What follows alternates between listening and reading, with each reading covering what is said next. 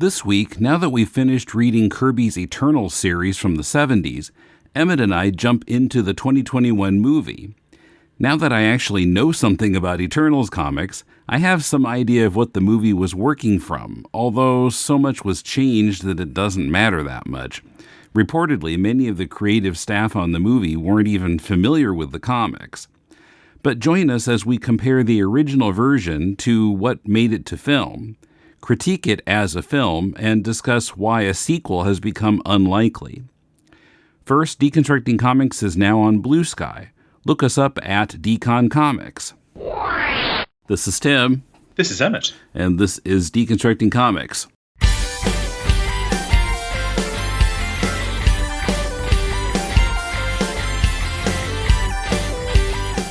Welcome to Deconstructing Comics. This is Tim in Tokyo with Emmet in Country Victoria, Australia. How you doing? I am being baked to a crisp. It is very, very hot. Mm-hmm. We're hitting the 30s after this week, apparently, in terms of temperature.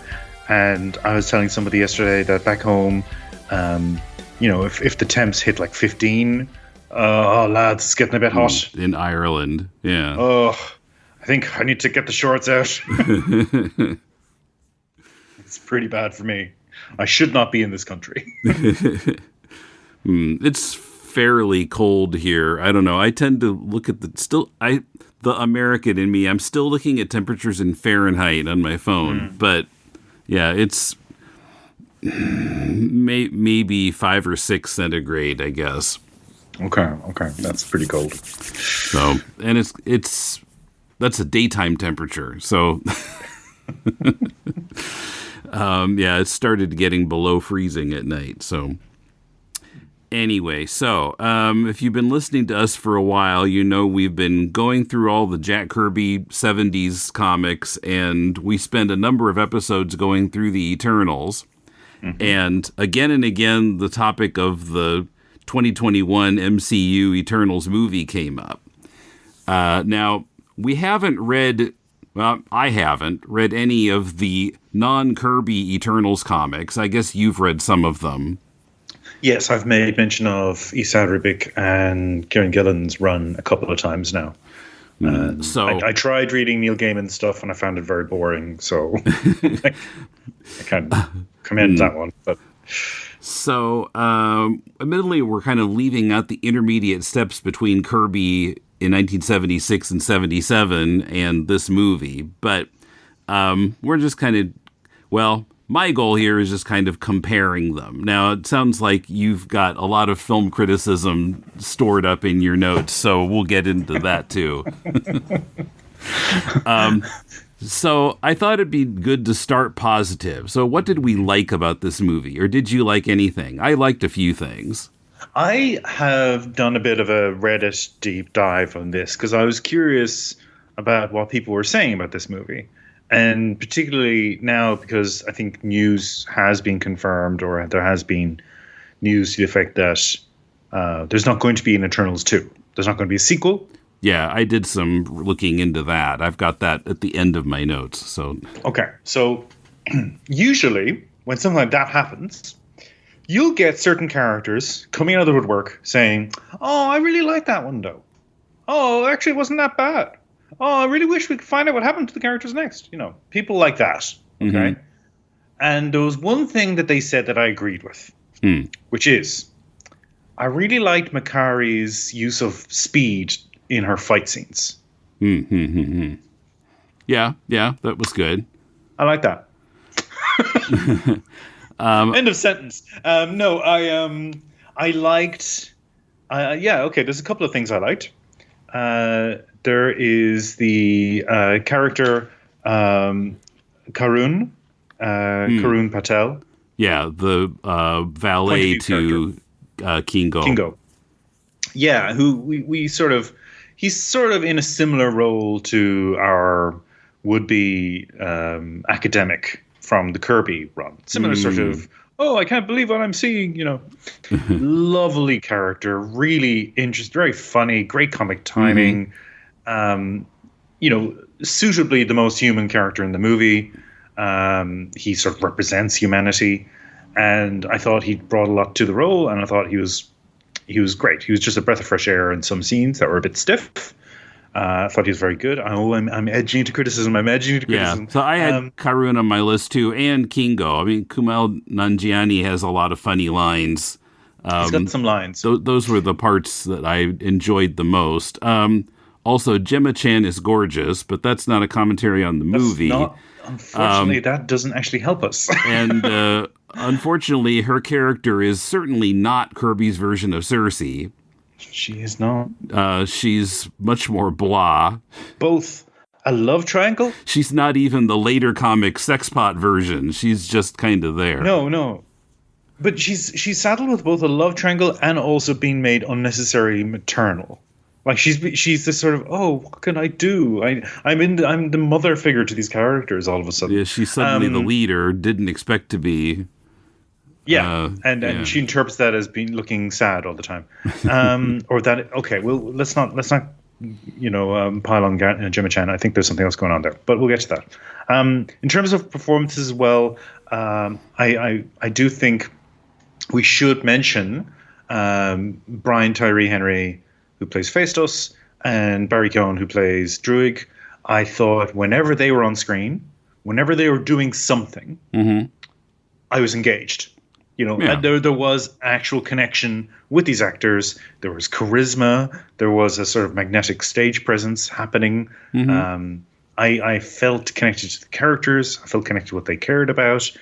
They delivered their lines with verve and emotion. And the reason I'm citing all these things is because no one else did. But they were great. And, Barry Keoghan is interesting for me because he's an Irish actor of some note now, and I think I knew of him from the show Love Hate. I think he had a brief part in that Irish television. Could be wrong. I might be confusing my Irish actors, but I'm pretty sure it was him. And then he popped up in this, and I've since seen some of his other work, but he's a confusing person for me because I look at Barry Keoghan and go, that is not a physically attractive man. Subjective opinion, right? Okay. Me saying that. I'm not making any objective claim. But I go, that is not a physically attractive man. Bloody sexy, though. I don't know what it is, but Jesus. Well, yeah, he's got kind of a smoldering quality. Oh, through the screen. I was like, oh. And when he's got those little moments with Makari, I was like, oh my goodness, there's the heat we were missing from the two leads of this movie. There's a romantic tension I was looking for. It's a shame when the side characters bring the movie to life and they're introduced in the latter third of the movie. Or they get more to do in the latter third of the movie, let's say. They do make appearances. Because Cersei and Icarus were kind of wooden. Yes. Now, let's do some speculation.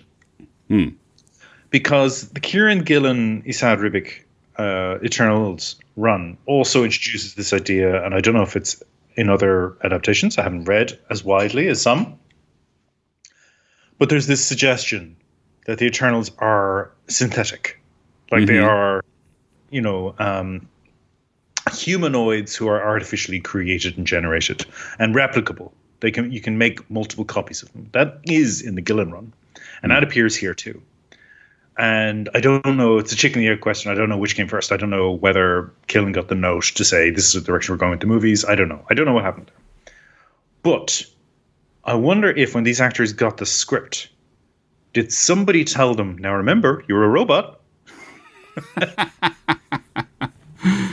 And Icarus, your programming is pretty strong. Your programming you are dedicated to Arishem. You are his vassal. You are his instrument. And I wonder if he took that too literally. Because he's been in other things and he's been quite decent. So I don't know what happened here. But yeah, they're not good together. Well, yeah, that happens sometimes. Like, I thought Natalie Portman was terrible in the Star Wars prequels, But, later she wins acting awards for other movies where she's not in front of a green screen all the time. So it might be just some actors don't work well in blockbusters with lots of CGI. Also, she was a very young performer who pretty much handled all the middle-aged neuroses of George Lucas and said, okay, here you go. Also, you're attracted to that 10-year-old. Go. Yeah, that couldn't have helped. But, she was in a bad spot. I wanted to mention, because I think that I might have said in an earlier episode something about this movie that was incorrect, because I'd completely forgotten about the Arishem parts.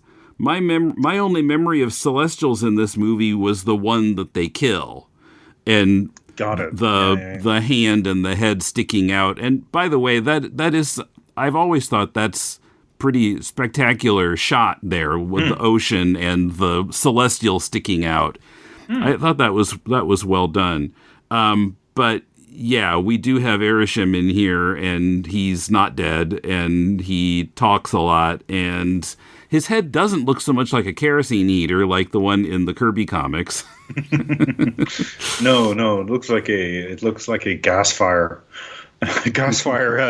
plate.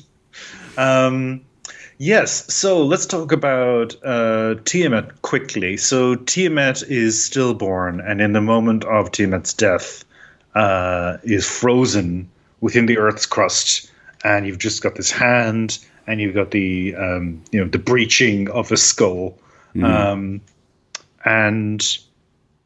as you say, it's a beautiful shot, and a lot of the publicity for this movie talked about how this was not a CGI studio-bound movie, that the director was using natural light and physical locations and going to these actual places to film. And it was an international production.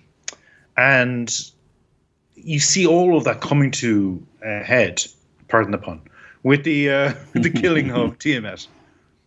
And I had this moment when I was watching that sequence play out. I was going, you know what would be great right now? What would be great right now is if we could see some sort of global consequences elsewhere, right? So the movie starts with earthquakes that, triggering the emergence. Like, this is coming now. Right, yeah, in London. And we hear it's around the world, though. It's happening everywhere. Presumably, because I guess that... Oh, no, we're told that. We are told it's that. in the Indian Ocean where Tiamat emerges, so that's pretty far from London. Yes, and then Gilgamesh mentions there was earthquakes in Australia, and then somebody mentions there was earthquakes. So it was around... We hear a news report saying it was around the world. Okay, I forgot about Again, you make a good point, though, which is that that was lost on you because it's not dwelled on, right? And the ending of the movie is sort of skipped over as well, because then we see like a news broadcast saying, oh, there's a hand, and the Australians and the Americans are keeping an eye on it. And that's pretty much the end of that. I wanted actual like weather systems changing around the world, earthquakes, natural events, natural disasters, animals fleeing for safety, people in cities. This is one of the rare instances, because we had a glut of those movies where you had, giant laser beam over a city and people screaming. This is one of those rare instances where global consequences to the cataclysm would actually be welcome, because they would illustrate the point. And after this movie, we've had other Marvel productions since. No one mentions the bloody hand sticking out of the Indian Ocean. It's not mentioned. It's a major geographical feature. Apparently in an episode of She-Hulk gets mentioned briefly. But it's like a giant thing. I did find out that, according to some reports, it's going to be mentioned in the upcoming Captain America movie that's coming out in February. Great. But I don't think it's a major plot point, I guess, but it's going to be mentioned. And then it just goes away forever, but we'll get to that. 4 years of this stuff. We've had to watch all those boring television series. Nobody's mentioned. I liked Moon Knight, but let's not get into that. Yeah, I liked Moon Knight, and I liked Agatha all along, but Yes. That's a different episode. And of course, this year there was only one MCU movie at all because that was the strike last year. Yes. Strikes, plural, kind of derailed everything. Are you referring to Deadpool and Wolverine? Right. Yeah. Yes. Well, I mean, again, that's one where I think somebody could have mentioned the bloody. And I know he isn't a Marvel company a character, but he's a Marvel character, but he arrives in the Marvel universe. That's his big push, and I kind of feel like it's the kind of thing Deadpool would actually mention. He'd like, you guys have a fist you're coming out of your crust. And he would make some off-color joke about that, and the scene would then move on. Yeah, I actually didn't see the movie, but I guess I mean. I know it had like multiverse stuff, and he was coming, I guess, from a different universe. The Fox universe is being shut down because it's a very meta plot line. So the Fox universe is literally being shut down, so it's collapsing. Right. So he is now escaping to Marvel, but then he realizes that everyone he loves is going to die, so he needs to do something about that. So that's the basic premise of the film. Okay. Yeah, one of the reasons I didn't see it was because I never saw those Fox movies, so it sounded like a lot of it was going to go flying over my head. A bunch of people walk on screen in slow motion, and you won't know who they are. Right. Anyway, I have to get busy on Disney Plus and watch them all, I guess. But anyway, let's see. What else have we got? Can I quickly throw in something from the opening crawl? Okay. So the opening crawl, unnecessarily wordy, too many words. Don't do that. Like George Lucas is not the example for people to follow. That's 2 hits, 1 episode, man. What am I doing? It's like my Alan Moore bit, 1 per episode. But there's mention at the beginning of the movie, 6 singularities and the dawn of creation, and moves on. And I go, what the hell is that? What are the 6 singularities? That's a meaningless phrase. I don't know what that is. And the dawn of creation. And the dawn of creation after the 6 singularities, I presume. Right? Like what talk of chicken and the egg. Talk of chicken and cosmic eggs. 6 singularities and the dawn of creation. Not the dawn of creation and the 6 singularities. Movie, the first sentence of text on screen, and already I hate you. So now, of course, when I watched this the first time 3 years ago, I had never read an Eternals comic at all, and so a lot of the differences between Kirby and this I was unaware of. So now I know what the deviants are like in his comics, and I don't know. I kind of made peace with them making the deviants into simple monsters. I'm thinking they must have decided maybe Kirby's version or other versions are too talky and they wanted it to be actiony and MCU-y. So let's just make them into monsters and we can have a lot of chase scenes and fight scenes. And I don't know. What do you think about what they did with the deviants? I think it sort of follows on from how they portray the Eternals. Because in the movie, the Eternals are basically a software patch on a previous software release, a program release that was flawed. So, spoilers for the Eternals movie, I guess. But if you're listening to this, I don't. We are told by Arishem that the deviants were designed to cull planets. Yeah, get rid of the predators so humans could thrive, or whatever species could the dominant life form that would be harvested by the seed. But then they went haywire and became predators themselves. Yeah. And the Eternals are just a sort of a security software update that keeps them in check so that they don't wipe out the humans. And they're basically going through the motions every time. They are replicable, they are sophisticated, but they are essentially just they're in a closed loop. They're not meant to evolve. They're not meant to change. The one thing that the movie deviants and the comic book deviants have is that they are constantly changing.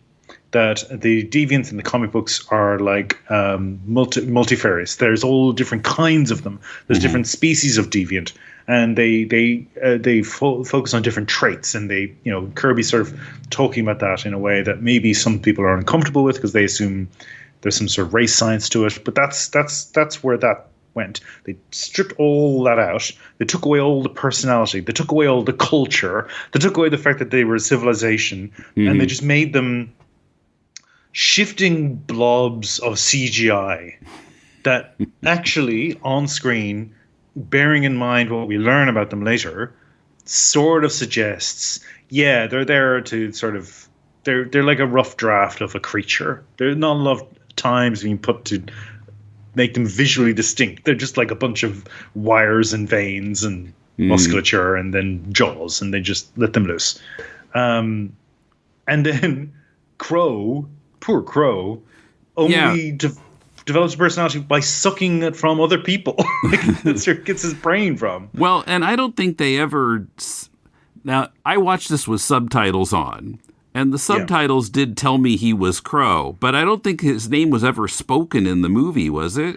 No, in fact, he identified himself as Gilgamesh at one point to try and get the edge on Thena, and he was very mean at the end there, where he twisted the knife by using Gilgamesh's last line to her to really get a rise out of her. That was not nice. Of course, he dies horribly. And I missed that. I missed the thing we were reading about, where Crow and Thena have this relationship, this sort of strange attraction, and that's not in here. Nope. In fact, it's just really creepy and weird and disturbing. I found it interesting. I was making notes as I went, as we've talked about, and you mentioned just there that now you actually know some of these characters, and now you know the premise of Kirby's comic. So you're now coming to this with maybe a contrast. I also found myself making comparison to Kirby's 2001 comic book.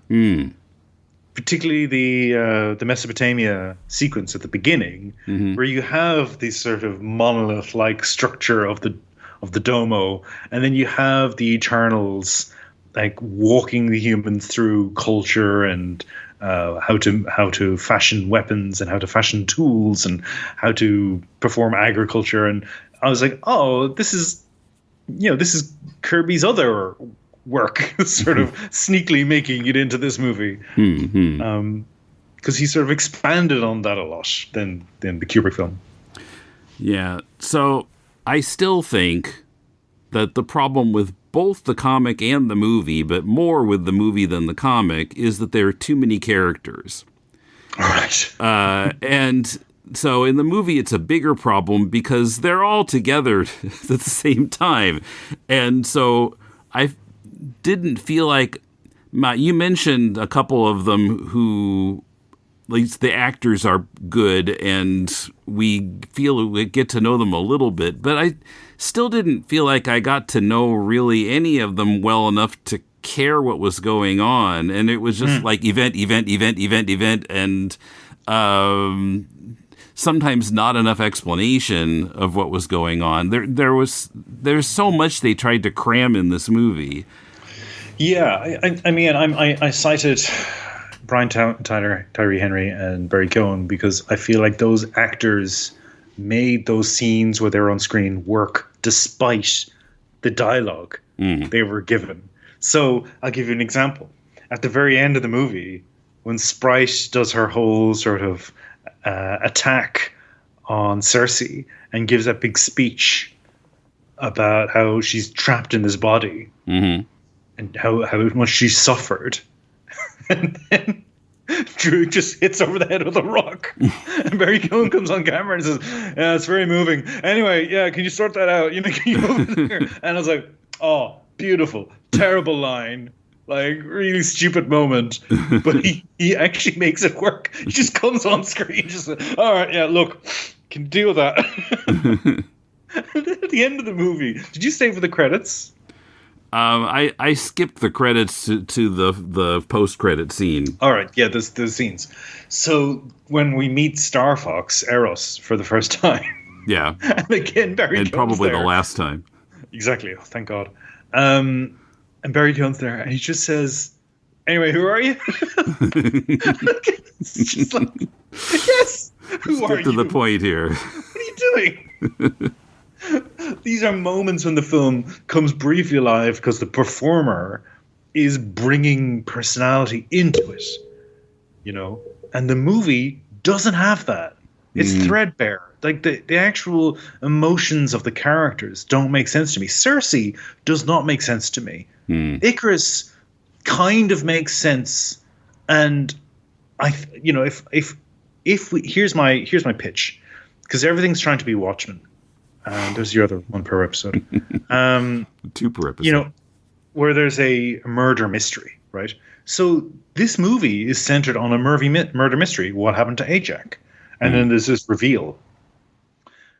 Given that the characters have their minds wiped over and over and over again, I think it would have been interesting for the audience to be in the know, but the characters not know. Like if we knew this is a cyclical holocaust that happens across space and time. The Eternals are always doing this. And we see versions of them on other planets. And they're behaving differently. And then, they die.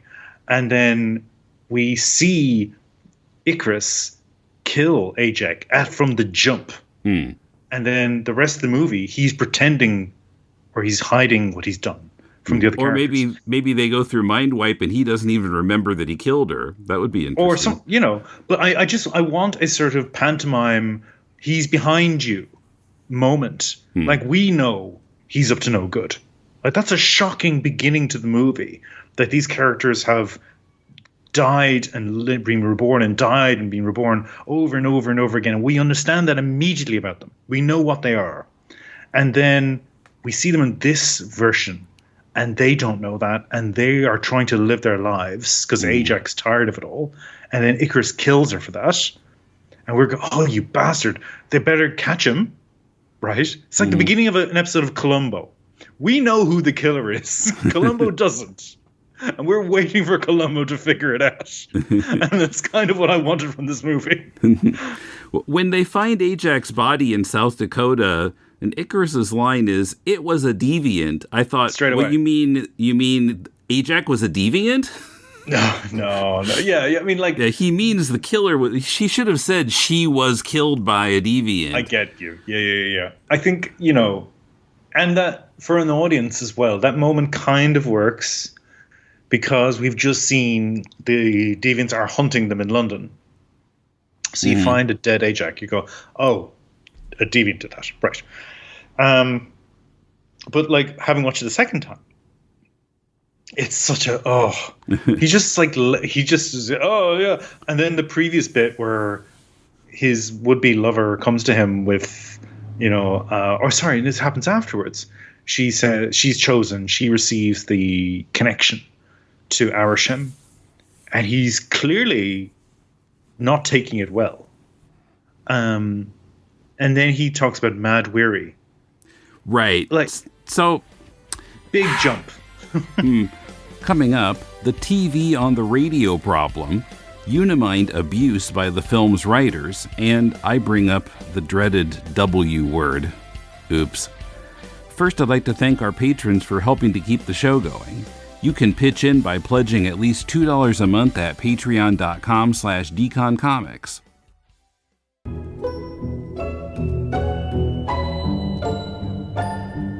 Do you like comics? The 1960s? How about middle-aged gay couples gossiping about their neighbors? Then you'll love Checkered Past. A loving examination of DC's Go-Go Check branded comic magazines published from February 1966 to August 1967. I'm Dr. Bob. And I'm Dr. Husband. And each week we'll be your hosts on a trippy tour through mid-century four-color madness. Checkered Past. Available wherever fine podcasts are downloaded for free.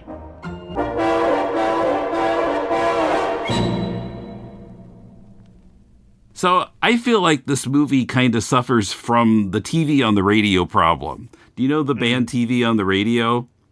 Yes. I've heard them. So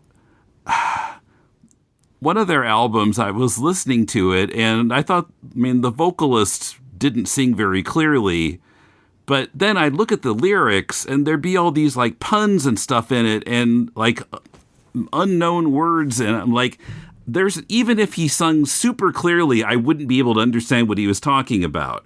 And so in the movie, I feel there was a feeling like the writers didn't think about how it was going to sound to the audience. It was a deviant line.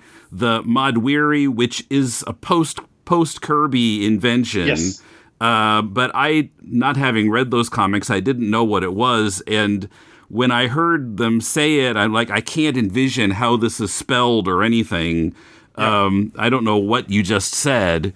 And if I didn't have subtitles, I would have had to listen to it 1,000 times and still not known. I had subtitles on as well. And I was like, I better look that up. Because I was like, we've read the comics. And I was like, that didn't come up. That wasn't I Googled it too. We did finally learn what a Unimind is, Tim. We did finally get that. Right. Well, I've got some comments on that too. But I wanted to say, I feel like the initial deception of the Eternals of what their actual nature was really kind of muddied things up. Because then, you're learning this, they come from the planet Olympia and they're here to help humans develop and blah, blah, blah. And then it's all completely different. And maybe it would have been better if we'd known from the beginning what their actual nature was. I don't know. This is what I'm saying. And then that moment when he says mad weary to Cersei, again, it's a great villain moment. Because then it's like, he's gaslighting her. He's going to convince her that she's losing her mind, like Thena. That's dropped. Because then we just segue to Thena, and we sort of see this great character who Angelina Jolie plays is effectively just in a comatose state until she isn't. And then conveniently she will be again whenever she's in danger. Well, and we barely get a chance to know her before she gets this illness. Like, okay, so it's not enough for me to really care. Yeah, I think there's hints throughout the screenplay that not only is she Athena, or she sort of was sort of the Athena figure, she may have also been Nimue or the woman in the water, because she was the one who presented Arthur with Excalibur. There's some connection between her and King Arthur there as well. And I don't know if they were going to build that into the Black Knight movie, which, again, I don't think we're ever going to see. Actually, so Black Knight was supposed to be in Blade, and of course that movie has been on the rocks. But what I read was that in the current script, Dane Whitman is out. So if there ever is a Blade movie, we still won't see Black Knight. That's amazing. That's amazing. And he's one of those actors who a Game of Thrones really catapulted a bunch of performers to the front of the line. Kit Harington. Yeah, they should not have been in. Like, I was saying this to my partner earlier when I was watching the movie. I was just thinking, this is an incredible snapshot of who movie studios thought were big deals the year this movie came out. And so many of them have dropped away. Like, so many of them are no longer in the conversation, even a little bit. They're just not there. Well, so I found this article on some weird website called cosmicbook.news. That was 10 source. Yeah, 10 reasons why there's not going to be an Eternals 2. And one of them was that Kit Harington's now out of Blade. And Harington is quoted as saying, I'm not going to pretend I took that role because it was different and interesting. If Marvel calls, you got to do it. Yeah. Yeah. This is a man who managed to piss off the entire city of Belfast once. Like, he needs to maybe watch what he says. Just stop saying dumb shit. Yeah, Yeah, I love Tim that you mentioned TV and the radio a moment ago, because the lead singer Tunde, he was in a movie I saw years ago that I'm obsessed with called Jump Tomorrow. Okay. Beautiful movie. It's sort of romantic comedy. It's all about suicide, but I really love it. I think it's a great movie. He is currently in the new Star Wars television series, Skeleton Crew, and it's great. Like it's a great show. Like it's got a lot of heart. It's got a lot of forward moving plot, and it's got a cast of characters, and they're all children. And I immediately liked them, and I got to know them pretty quickly, and they all had their little traits, and I was going, okay, that's who you are, that's who you are, that's who you are. And the contrast between that and this, because I was watching the Eternals for this discussion, and then I was like, oh god, I need a break, and I put on Skeleton Crew, and I was like, well, this is fantastic. This is entertaining, this is funny, it is surprisingly violent for a children's show in the opening like 2 or 3 minutes. I was like, Jesus. So, again, I don't accept that the problem of this movie is the premise of the movie, of the Jack Kirby comic, because they ignored most of it. Yeah. I don't accept it's that there's too many characters, because, well, then just introduce some of them, but then have the others doing something in the background that matters to the plot, so that we're invested in them still. They don't have to be on screen. More like the comic. Yeah, right. They're doing something else. They're over there, but what they're doing matters, so we're aware of them. Q appears in every James Bond movie at least once, in those movies where they had a Q still. And, then he'd go away. But, like, for the rest of the movie, you're like, I hope Q's doing well. It doesn't actually distract too much to just give these characters little beats to follow. So the issue isn't the ingredients that went into this movie. The issue is the execution of this movie. The writing and the directing. And I think the actors, God love them, some of them are left adrift. Some of them have nothing to shore them up. And I can only guess that's because they weren't told how to work with the scene. They're basically like, yeah, okay, good, move on to the next one. And that's why I keep mentioning those other actors that I felt jumped off the screen, because they were doing something. I think they took control of their moment. Whereas the principal characters in this movie look so wan and defeated. And the director has talked about how much she admires Man of Steel by Zack Snyder and his other Superman films. And in those movies, Superman always looks like he's really depressed and how he wishes he wasn't Superman. And I wonder if that's an influence on this. That sounds like Cersei in this movie. Or Phastos' kid says, "Oh, you're Superman." He's like, yeah, he looks depressed. Maybe that's what was happening. I don't know. So, be like your countrymen and just look really sad. Oh, I'm rich and jacked. I'm in all these blockbusters, and I'm still unhappy. So you mentioned the Unimind. Oh, so God. Yep. they present the Unimind not as like all the Eternals having this communion together, but it's a way for one member to absorb everyone else's power so that they can beat the enemy. And Sprite says, that's a terrible name, and she's right for that. She is right. She's right. For that, it's what we've often seen in MCU movies, where they just take a name, a concept, and stick it to whatever they want to. Like Taskmaster in the Black Widow movie. I'm such a jip. I wanted to see a real Taskmaster in the movie from the comics. But, yeah, so I didn't like how they wedged the Unimind end. Yeah, even if I hate that we're trying to script doctor this movie that came out years ago, but even if the Unimind was something that was introduced previously as something the Eternals could do to reach a consensus, and then at the end of the movie, Phastos says, well, there's nothing we can do currently that will actually stop this Celestial. What if I weaponize the Unimind? What if I take that process we undergo and give you all of that combined energy, and then you redirect it. Because maybe, and again, this comes back to the notion I was talking about before, is if the characters were not aware of what they were doing the entire time, but they kept doing something almost like behavioral tics or some sort of ceremonies. They don't understand what they mean, but we, the audience, do know because we've seen them on a doomed planet perform the emergence once already, and we know what's coming. And that's where your dramatic tension is. And they're sleepwalking to an atrocity, and there's nothing we can do as an audience to stop it from happening because they're also bloody dim. Yeah.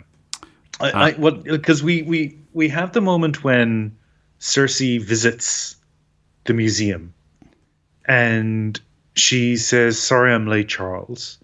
So there's a hint that she knew Charles Darwin, she used to hang out with Charles Darwin, and then you see the preserved skeleton, and there's a moment in that scene where I was going, "Oh my God, are they suggesting that she knows that was actually a deviant?" That skeleton. I thought of that too. But poor Charles Darwin, the fool. Oh, I was so fond of him, but everything he said was wrong. Thought it was like an ancient dinosaur, but actually it was a deviant. And then later in the movie, we have a flashback to the dawn of time on Earth, and we see, no, there were dinosaurs, and they were killed by the deviants. So now I'm doubly confused. Is that Cersei is actually right, that it is a deviant skeleton, or was Cersei a fool and Darwin was right, and it's actually a dinosaur? I don't know. I'm confused. This movie confuses me. I don't think the script knows. Okay, so I think we have to talk about this. Maybe I'm just playing devil's advocate here. Is this movie too woke? Oh, no, we don't have to talk about this, Tim. What the hell do you mean? No, we don't. Okay. What does that mean? What does that mean as a sentence? Walk me through it.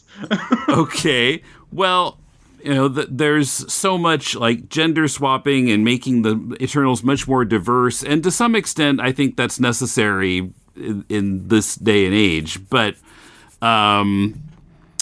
you're an American in Japan. I'm an Irishman in Australia, and we're talking about a movie, right? I mean, I don't think an all-white Eternals with that many characters who were all white would have gone over very well. But it just felt to me like it was being really pushed a little too hard. Like, look, we're so diverse. Okay. I don't want to dignify the sentence you just said. Because it's a fool's gambit, it's been appropriated by racists to attack anybody who says, "Hey, that's wrong," and it's bullshit. I don't abide it. Okay, but to your point, I think it goes to the point I was making a moment ago about who's been cast in this movie. They were cast because the studio thought they were popular, right? So why are Game of Thrones actors in this movie? Because everyone loves Game of Thrones. And then everyone hated Game of Thrones. There's a coffee cup from Starbucks in the shot, yeah. So that blew up in their face.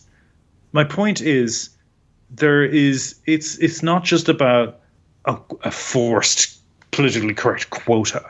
It's probably for appearance sake, let's have people from different communities in this movie.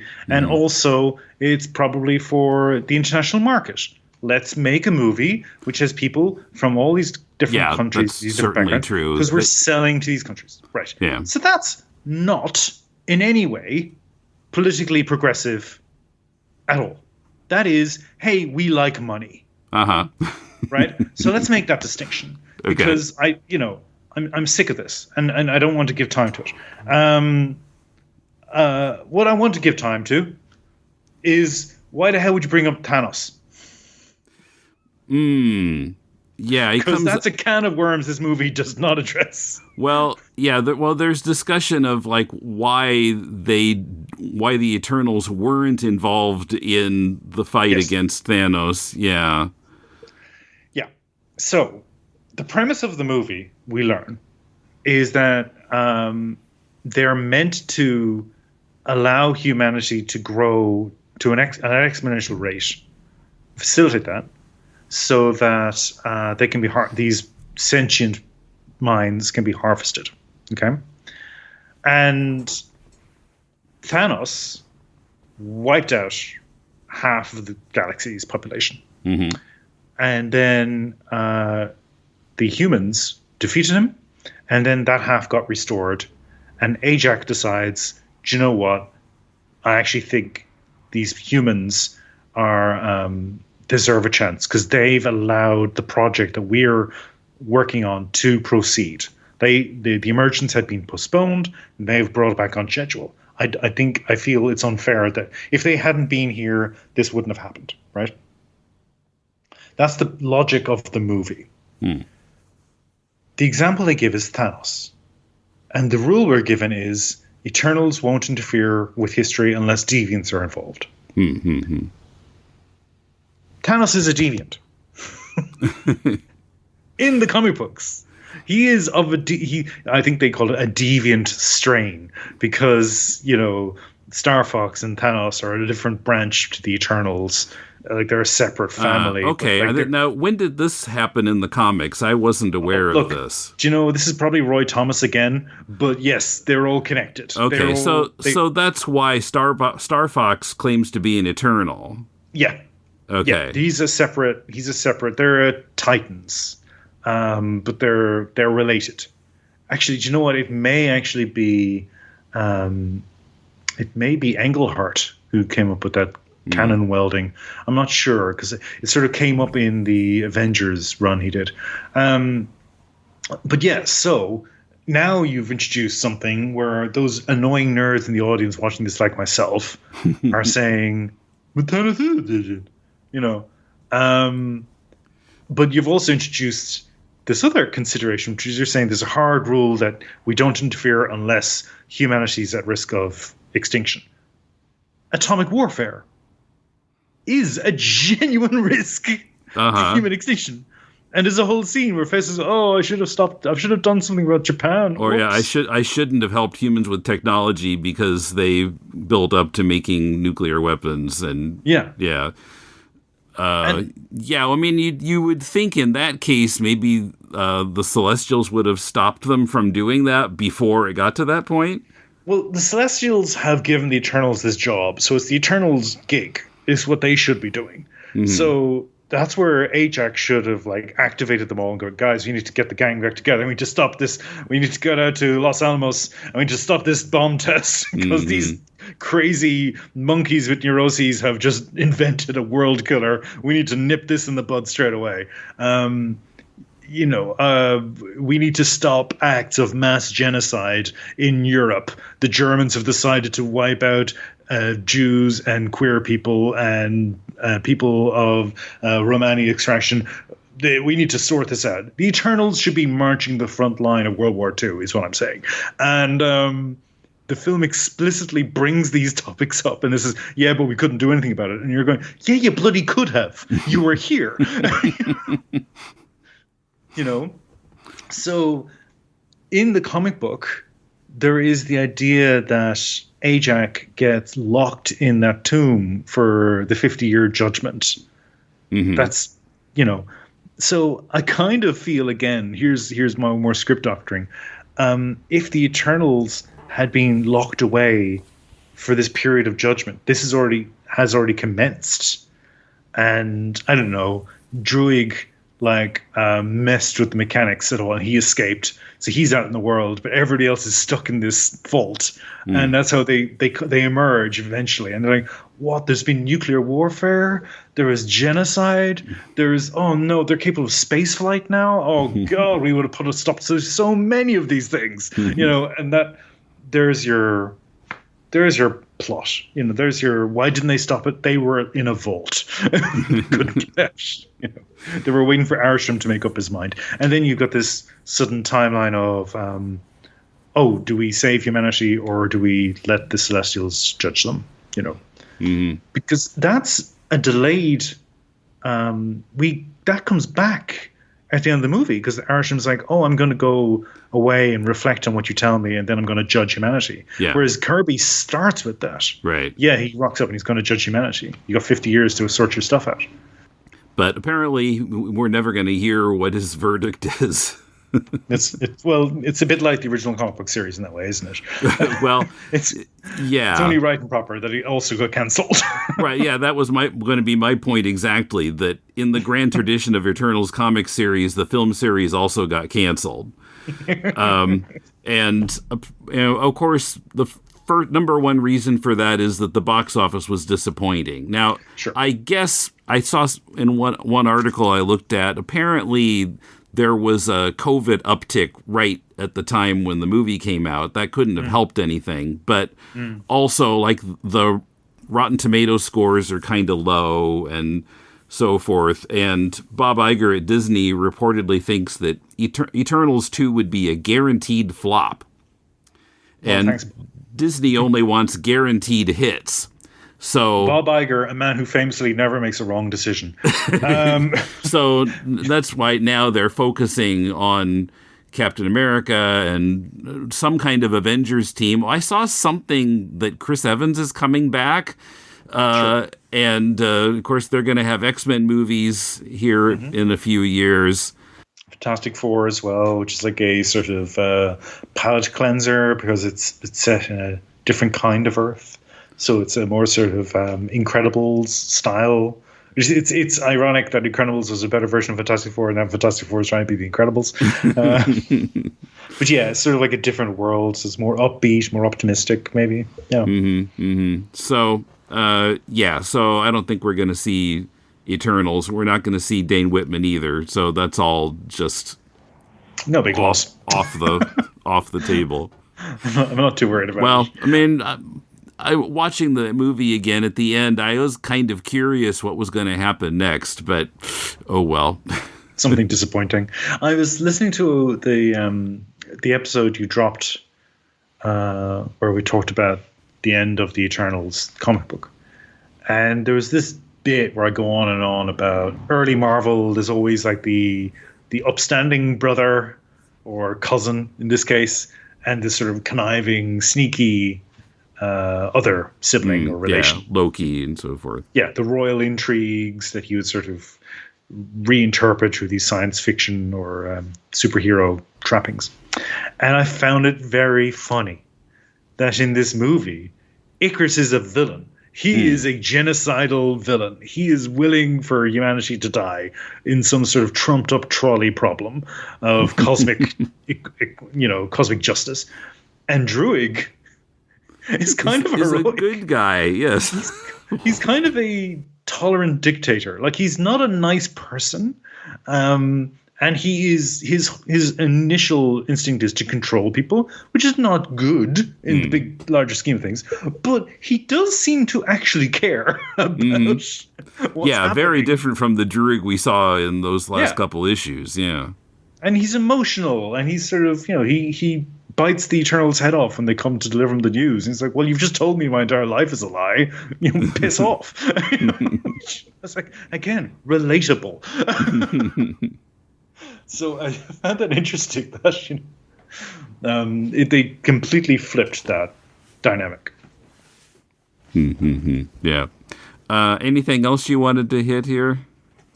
What I thought was very funny was the Bollywood set that we briefly see for Kingo's movie that he's directing. There were little things I noticed more this time because I was watching it for the second time. So I was like, look, it's going to disappoint me because it's not the great Bollywood number I wanted. What I noticed was the staging of it reveals more and more of the staging of his production. The fact that he does keep checking camera. He does keep looking off camera. He's looking at you, the audience. He's trying to be both an actor and a director at the same time. We start seeing the crew. We start seeing the set. I was saying, okay, it's more self-conscious. It's drawing attention to the artifice. It's drawing it. I was saying, okay, right, I see what you're doing. Still don't like it. I really did want that burst of verve, or I wanted that musicality that I expected. But there's one shot of the assembled crew when they're saying goodbye to him, and there's a crew member, and he's holding a blue screen rhino head. So clearly there was going to be a fight scene with a rhinoceros. We just see him standing there. This is a sad guy with a blue screen. That's pretty funny. So sorry. Add that to the list of things I enjoyed this much.